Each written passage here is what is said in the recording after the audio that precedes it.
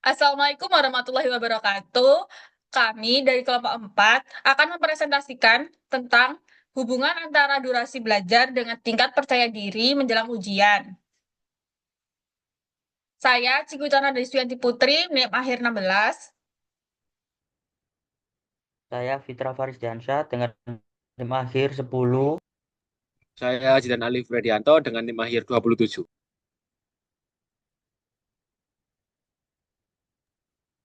Latar belakang. Percaya diri merupakan keyakinan seseorang terhadap segala aspek kelebihan yang dimilikinya dan keyakinan tersebut membuatnya merasa mampu untuk bisa mencapai berbagai tujuan hidupnya.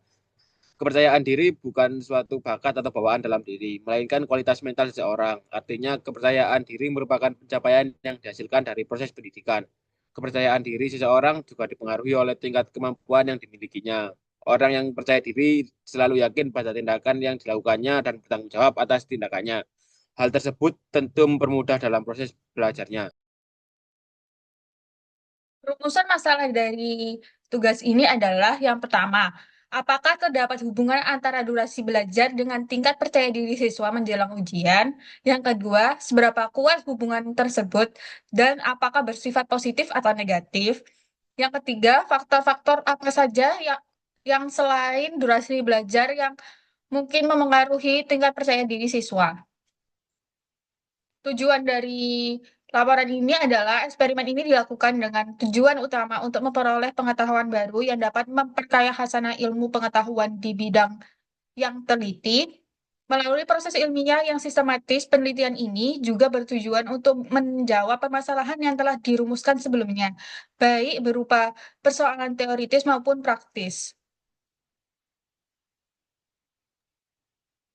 Baik, sekarang masuk ke pembahasan. Sebelumnya, kami sudah mengumpulkan responden yang berjumlah 30 dan eh, membagikan kuesioner juga kepada responden. Di sini kami mendapatkan 3 responden dari angkatan 22, 23, dan 24. Dari angkatan 22, ada 1 responden yang jam belajarnya kurang dari 1 jam dan eh, merasa percaya diri. Selanjutnya ada 1 responden yang belajarnya 1 sampai 3 jam dan kurang percaya diri. Ada 1 responden yang belajarnya lebih dari 3 jam dan percaya diri. Selanjutnya ada angkatan 2023. Ada 1 responden yang jam belajarnya kurang dari 1 jam dan percaya diri. Ada 1 responden yang belajarnya lebih dari 3 jam dan cukup percaya diri. Dan ada 1 responden yang belajarnya lebih dari 3 jam dan kurang percaya diri. Selanjutnya ada angkatan 2024. Ada 5 responden yang belajarnya kurang dari 1 jam dan mereka sangat percaya diri. Lalu ada 3 responden yang belajarnya 1 sampai 3 jam dan kurang percaya diri. Ada 7 responden yang belajarnya 1 sampai 3 jam dan cukup percaya diri. Ada 2 responden yang belajarnya 1 sampai 3 jam dan percaya diri. Ada 1 responden yang belajarnya 1 sampai 3 jam dan sangat percaya diri. Ada 1 responden yang belajarnya lebih dari 3 jam dan kurang percaya diri. Ada 3 responden yang belajarnya lebih dari 3 jam dan mereka cukup percaya diri. Dan yang terakhir, ada 2 responden yang belajarnya lebih dari 3 jam dan mereka percaya diri. Total ada 30 responden yang kami jadikan sebagai ruang sampel atau S. Lanjut.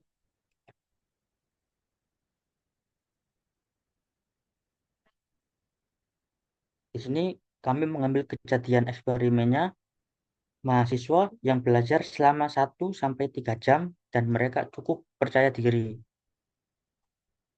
Lanjut.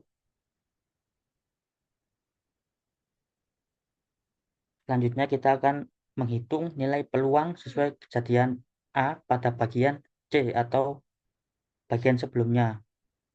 Ada total responden 30. Responden yang belajar 1 sampai 3 jam dan cukup percaya diri ada 7 responden.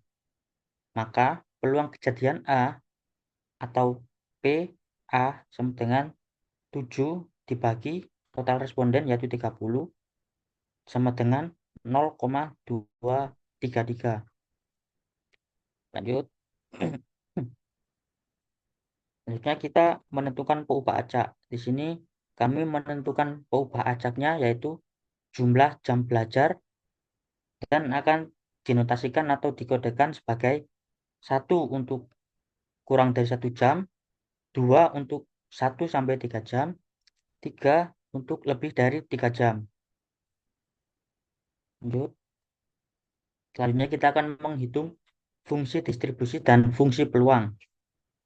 Di sini eh, sesuai yang sudah ditentukan sebelumnya, yaitu peubah acak X, kita ada kurang dari 1 jam yang berfrekuensi 7 dan peluang X sama dengan X kecil 7/30 yang hasilnya 0,233. Selanjutnya ada peubah acak 1 sampai 3 jam dengan frekuensi 14 dan PX sama dengan X kecil yaitu 14/30 sama dengan 0,466. Dan yang terakhir, peubah acak X lebih dari 3 jam dengan frekuensi 9 dan peluang 9/30 sama dengan 0,3. Selanjutnya ada CDF atau fungsi distribusi kumulatif. Yang pertama ada F1 sama dengan PX kurang dari 1 sama dengan 0,233. Ada F2 sama dengan PX kurang dari 2 sama dengan 0,233 ditambah 0,466 sama dengan 0,699. Dan yang terakhir ada F3 yaitu 1. Lanjut.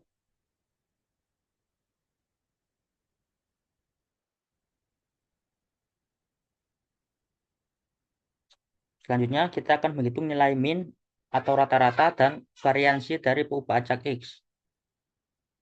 Yang pertama kita menghitung min dulu atau rata-rata yang bisa kita simbolkan sebagai EX besar sama dengan sigma X kecil dikali PX sama dengan X kecil sama dengan 1 kali 0,233 ditambah 2 kali 0,466 ditambah 3 kali 0,3 yang menghasilkan 2,065.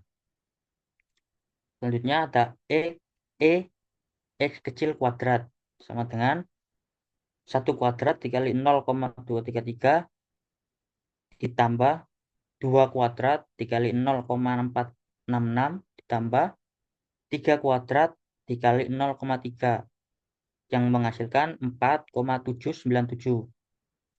Selanjutnya kita menghitung variansi dari peubah acak X yang dituliskan atau dinotasikan sebagai X besar kuadrat dikurangi EX besar kuadrat sama dengan 4,797 dikurangi 2,065 kuadrat sama dengan 4,797 dikurangi 4,264 sama dengan 0,533.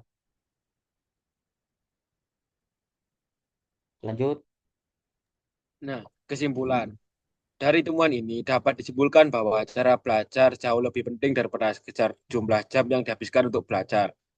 Mahasiswa yang menerapkan metode seperti space repetition dan active recall cenderung lebih percaya diri, meskipun mereka tidak belajar dalam durasi yang terlalu lama. Selain itu, penggunaan teknik manajemen waktu seperti Pomodoro juga bisa membantu meningkatkan efisiensi belajar tanpa menimbulkan stres berlebihan. Pada akhirnya, pendekatan belajar yang lebih terstruktur dan berbasis bukti dapat membantu mahasiswa mempersiapkan diri dengan lebih baik, menjaga kesehatan mental, dan meningkatkan kepercayaan diri menjelang ujian.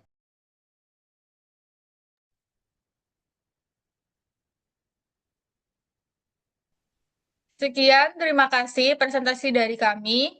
Wassalamualaikum warahmatullahi wabarakatuh.